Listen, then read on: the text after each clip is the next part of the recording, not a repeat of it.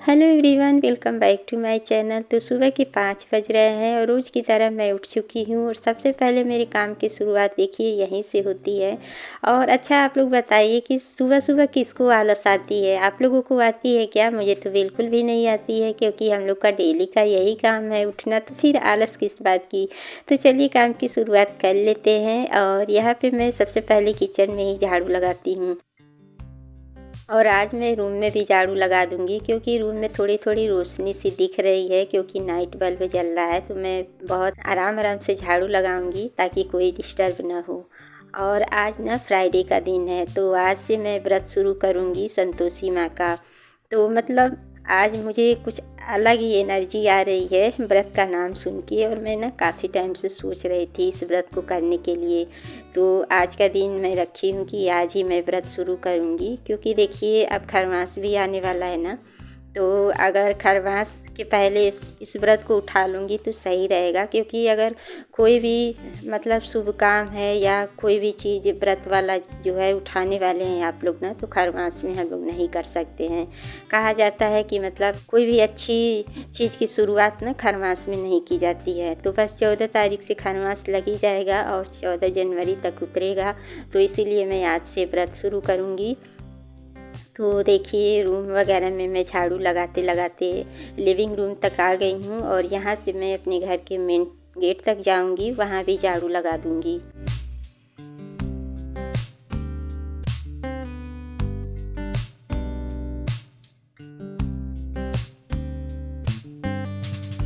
तो झाड़ू वगैरह तो लग चुका है, अब चलते हैं नाश्ते की भी तैयारी कर लेते हैं। तो आज नाश्ते में पूरी और सब्ज़ी बनाऊंगी, क्योंकि मेरा व्रत है और बच्चों को ना पूरी ज़्यादा पसंद है। तो मतलब सूखी सब्ज़ी के साथ पूरी ही अच्छी लगती है, मेरे बच्चों को तो बहुत पसंद है। तो मैंने सोचा कि चलो आलू और परवल की सब्ज़ी बना लेते हैं। तो परवल ज़्यादा नहीं है, बस 3 है परवल। तो परवल तो ये खा लेंगे, आलू में डाल दूँगी, और आलू जो है वो बच्चे खा लेंगे। तो देखिए सुबह सुबह ना ऐसा सोचना पड़ता है कि कौन सी ऐसी चीज़ बनाया जाए जो बच्चे भी खा ले, बड़े भी खा ले। वैसे तो देखिए बड़े तो सब कुछ खा सकते हैं, लेकिन बच्चों का जो ड्रामा रहता है ना कि ये चीज़ें नहीं खानी है, वो चीज़ें नहीं खानी है, तो बहुत ज़्यादा झंझट हो जाती है। तो मैं कोशिश यही करती हूँ कि ऐसी चीज़ बनाई जाए ना कि बच्चे आराम से खा ले। तो उसमें से देखिए आलू ही सबसे अच्छी चीज़ है, और बिना आलू के तो कोई सब्ज़ी बच्चे खा ही नहीं सकते हैं। तो हर चीज़ में आलू तो डालना ही पड़ता है। तो बस यहाँ पे देखिए मैं रात में ना सारा कुछ गैस वगैरह सब कुछ साफ़ की थी, उसका स्टैंड बर्नर वगैरह तो वो भी लगा दी हूँ। और कल थर्सडे था और आज फ्राइडे है, तो कल हम लोग ना मतलब खट्टी सब्ज़ी खाए थे, कद्दू की सब्ज़ी बनी थी।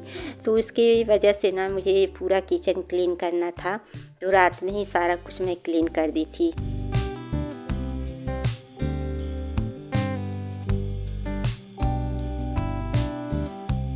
तो देखिए संतोषी माता का जो व्रत है ना, उसमें परहेज़ भी किया जाता है। और परहेज़ की बात करें तो खट्टी चीज़ का ही ज़्यादा परहेज़ होता है। तो एक दिन पहले अगर आप खट्टी चीज़ खाएं हैं ना, तो बहुत अच्छे से किचन वगैरह क्लीन करना पड़ता है। जैसे चाकू वगैरह है उसको भी साफ़ करना पड़ता है। और मेरे हस्बैंड जी ना रात में नींबू पानी ज़रूर ही पीते हैं, तो चाकू यूज हो ही जाता है नींबू कट करने में। तो रात में मैं मतलब 10 साढ़े 10 तक पूरा किचन अच्छे से क्लीन कर दी थी, जितना भी बर्तन था और चाकू वगैरह गैस वगैरह सारा कुछ मैं साफ़ कर दी थी।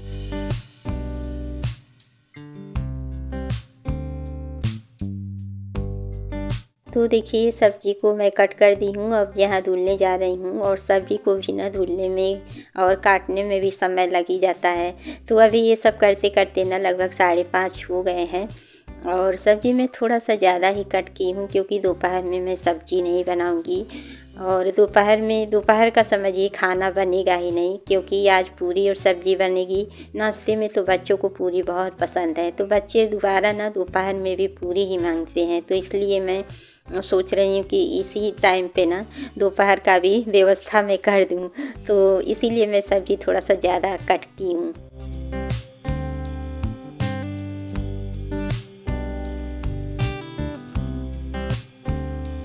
तो देखिए बाहर से मैं बर्तन को लेके अंदर आई हूँ, और रात में बहुत सारे बर्तन हो गए थे ना, तो जो बड़े बर्तन रहते हैं ना मैं उनको साफ़ करके बाहर ही रख लेती हूँ।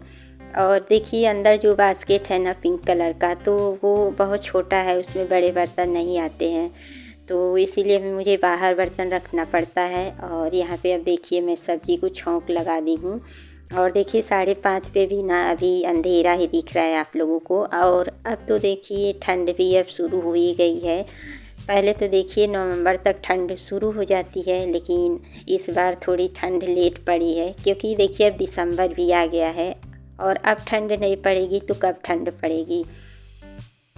तो बस यहाँ पे अभी मैं थोड़ा सा परवल को भून दी थी, उसके बाद से आलू और इसमें नमक हल्दी डाली हूँ। इसके अलावा कोई भी मसाले मैं इसमें ऐड नहीं करूँगी, प्याज वगैरह कुछ भी नहीं डालूँगी।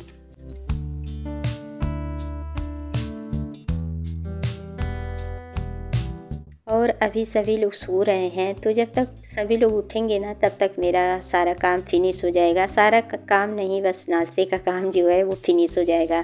तो इधर सब्जी को मैं सीम आंच पे रख दी हूँ और इधर आटा भी लगा रही हूँ। तो देखिए पूरी का जो आटा है ना वो थोड़ा सा टाइट ही लगाया जाता है, तो इसमें थोड़ा सा ना मेहनत भी लगता है आटा लगाने में। वैसे तो रोटी का जो आटा है ना वो फटाफट से लग जाता है, क्योंकि रोटी एकदम नरम बनानी होती है, तो थोड़ा सा गीला आटा लगाया जाता है। तो आटा लग गया है। यहाँ पे मैं बीच बीच में सब्जी को भी चला रही हूँ।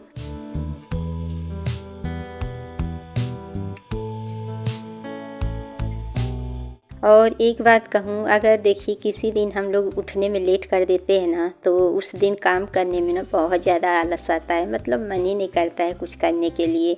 लेकिन जब हम लोग अपने टाइम पे उठ जाते हैं ना, तो बिना आलस किए घर का पूरा काम कर लेते हैं। और देखिए इस टाइम पे ठंडक भी है, फिर भी आलस नहीं आएगी, क्योंकि डेली का वही काम है हम लोगों का, टाइम से उठना, टाइम से नाश्ता बनाना।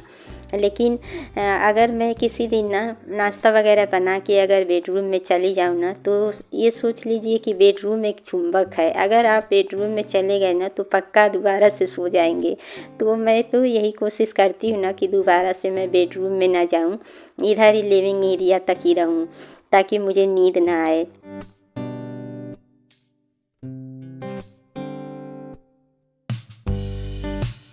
तो देखिए यहाँ पे मैं पूरियाँ बनाना शुरू कर दी हूँ। और बच्चों को ना पता नहीं है कि आज नाश्ते में क्या बन रहा है। बच्चे जब सो के उठेंगे ना, देखेंगे कि पूरी और उसके साथ आलू की सब्ज़ी बनी है, फिर तो बच्चों के मज़े ही आने वाले हैं।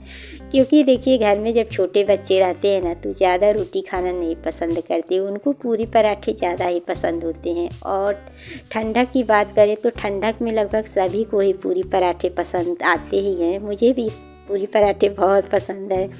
तो बस यहाँ पे मैं पूरी तलना शुरू कर दी हूँ, और बस नाश्ते भर का ही पूरी बनाऊँगी, बाकी आटा मैं रख दूँगी, क्योंकि मेरे हस्बैंड अभी तो नाश्ता करेंगे नहीं।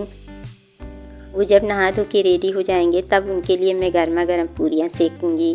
तो ठंडक में ना अगर सबके लिए तुरंत ही बना दो ना, मतलब 5:30 बजे, तो खाने का स्वाद एकदम बेकार हो जाता है और बिल्कुल खाना अच्छा ही नहीं लगता है, और दोबारा से भी गर्म करना पड़ता है।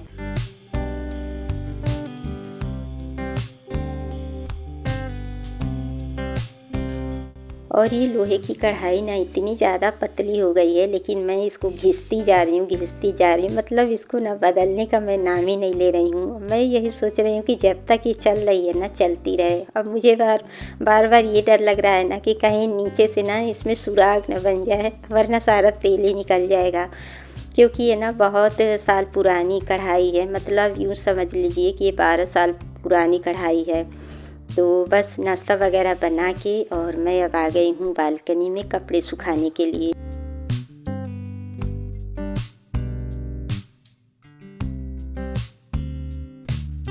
और देखिए सर्दी में अगर थोड़ी सी भी धूप निकलती है ना, फिर तो मज़े ही आ जाते हैं। हम यही सोचते हैं ना कि अगर धूप निकली है तो उसका फ़ायदा उठा लिया जाए, और सबसे पहले जो काम है वो है कपड़े फैलाना। तो बस अभी धूप थोड़ी सी निकली नहीं कि मैं कपड़े फैलाना शुरू कर दी हूँ। और ये कपड़े ना परसों के हैं, मतलब कल तो थर्सडे था, तो थर्सडे को मैं कपड़े नहीं धुली थी, इसीलिए परसों ही मैं कपड़े धुल दी थी। तो ये कपड़े ना अभी अच्छे से सूखे नहीं हैं, थोड़े बहुत गीले हैं। तो बस अभी सूर्यदेव नज़र आए नहीं कि मैं अपना काम करना शुरू कर दी हूँ। और देखिए ठंडक में हम सभी लोग चाहते हैं कि धूप अच्छी खासी निकले, और यही धूप हम लोग को गर्मी में कितनी मुसीबत खड़ा कर देती है। मतलब धूप इतनी तेज़ लगती है ना, हम लोग सोचते हैं कि काश गर्मी में धूप ही ना निकले। तो देखिए समय समय पे सभी चीज़ें अच्छी लगती है, बारिश हो या गर्मी हो या सर्दी हो, सब अपने अपने टाइम पे अच्छे लगते हैं। तो बस यहाँ पे मैं कपड़े फैला दूँगी, उसके बाद से मैं पोछा लगाऊँगी।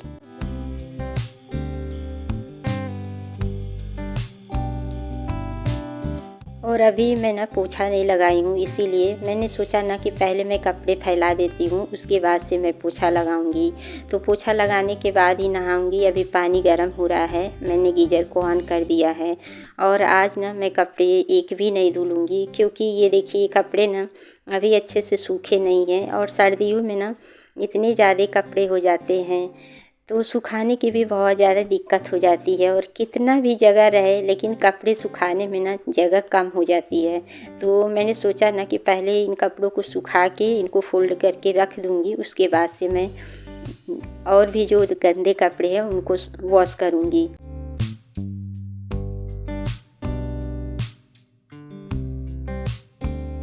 और देखिए कहीं कहीं तो मतलब धूप निकल ही नहीं रही है। यहाँ भी वही हाल था, यहाँ भी धूप नहीं निकल रही थी। लगभग एक हफ्ते पहले ना यहाँ पे भी बारिश हुई थी, तो धूप का नामो निशान नहीं था। लेकिन 2 दिन से धूप हो रही है, तो मैं तो धूप का फ़ायदा उठा ले रही हूँ। धूप में ही खाना पीना नाश्ता सारा कुछ करती हूँ, और साग सब्जी भी लेके मैं यहीं आ जाती हूँ।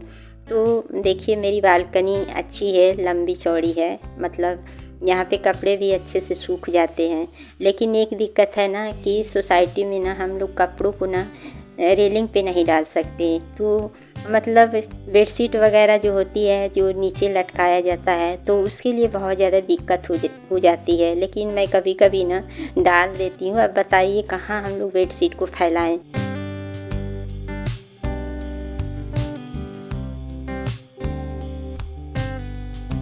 तो बस सब नहाना धोना पूजा पाठ करने के बाद अब मैं आ गई हूँ पतिदेव जी के लिए नाश्ता बनाने के लिए। और आप लोगों को मैंने बताया था कि मैं आटा रखती हूँ, तो बस उनके लिए मैं गर्मा गर्म पूरी बना रही हूँ, और फिर दोबारा से सब्ज़ी को भी गर्म कर रही हूँ। तो ठंडक में यही प्रॉब्लम हो जाती है कि सुबह अगर नाश्ता बना दो तो दोबारा से सारी चीज़ें गर्म करनी पड़ती है। और इस टाइम पे देखिए मेरा माइक्रोवेव भी नहीं चल रहा है, क्योंकि उसका जो बोर्ड है ना वो ख़राब हो गया है। तो उसकी वजह से ना मुझे बहुत ज़्यादा प्रॉब्लम हो रही है। अगर माइक्रोवेव सही रहता, मतलब माइक्रोवेव तो सही ही है, लेकिन उसका जो बोर्ड है ना प्लग लगाने वाला वही ख़राब है। तो देखते हैं कब बनवाते हैं पतिदेव जी। अगर बन गया ना फिर तो अच्छी बात है, क्योंकि ठंडक में मैं माइक्रोवेव ज़रूर यूज करती हूँ। तो बस नाश्ता लेके मैं आ गई हूँ पतिदेव जी को देने के लिए। सो फ्रेंड्स, पूजा पाठ हो गया है और यहाँ पे बना रही हूँ चाय। इनको नाश्ता दे के आ गई हूँ, और मेरा बाल ना अभी सूखा नहीं है, गीला ही है। और अभी मैं सिर्फ चाय ही पीऊँगी। और इस व्रत में ना पूरा खाना खाया जाता है, तो शाम को मैं पूरा खाना बनाऊँगी। दोपहर में रामदाने का लड्डू और दूध खा लूँगी। और इस वीडियो का एंड भी यहीं करूँगी। अगर वीडियो अच्छी लगी तो लाइक शेयर सब्सक्राइब ज़रूर करिएगा। मिलते हैं नेक्स्ट ब्लॉग में, तब तक के लिए आप सभी को जय माता दी, बाय बाय।